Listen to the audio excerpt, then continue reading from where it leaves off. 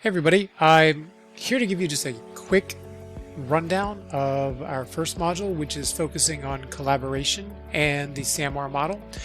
We are going to begin our module by reading the first two chapters of our book that we're reading is chapter 3 and 4.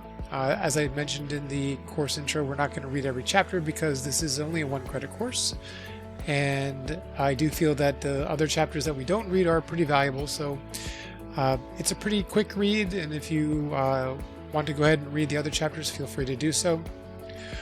We're going to start out in this folder of the 4 C's. There's a brief overview as well as some of the background for the development of the 4 C's.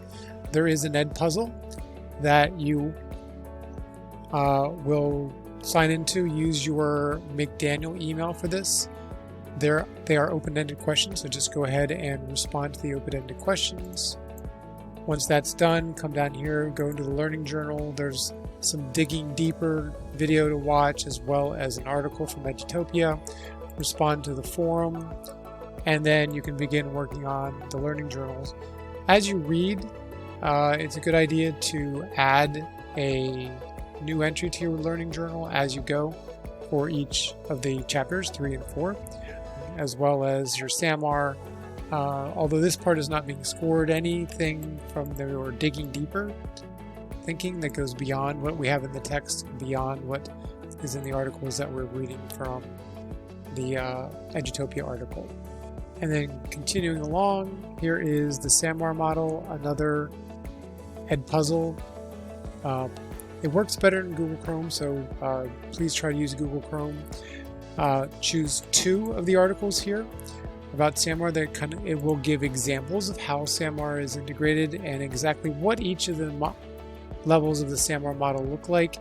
That is something that sometimes causes some confusion, so take some time in this part to digest what is being shared in these particular articles. And then so we come to our digital toolbox.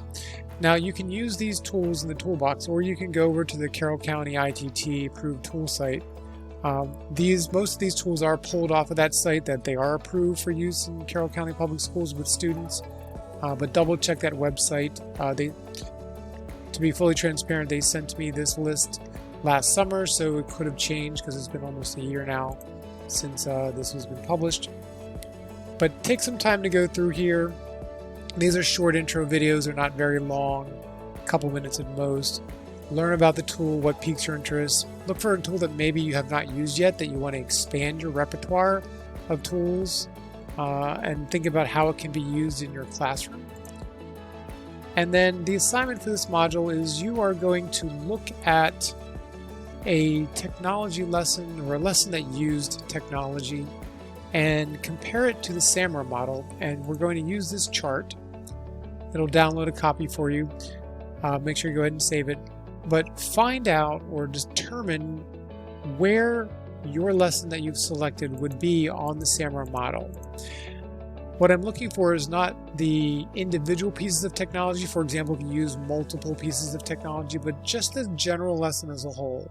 Is it more of a substitution lesson? Is it augmentation, modification, or a complete redefinition of how technology, a redefinition of how the learning occurs through the technology?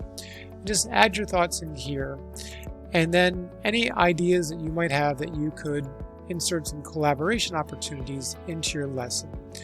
You'll go ahead and save that as a Microsoft Word file, and then you'll just simply come over here and then upload it.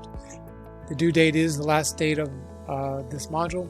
Almost all assignments and all learning activities are due by the last day of the module, mostly to provide you the flexibility. However, you do want to work on this throughout the week during each module, so that you're not saving everything to the end and feeling a little bit stressed if you encounter something that doesn't quite make sense and you need to talk to me about it. So this is module 1. As always, shoot me an email and let me know if there's any questions or thoughts you have, and then we can follow up with you and we can make sure everything is good for the first module.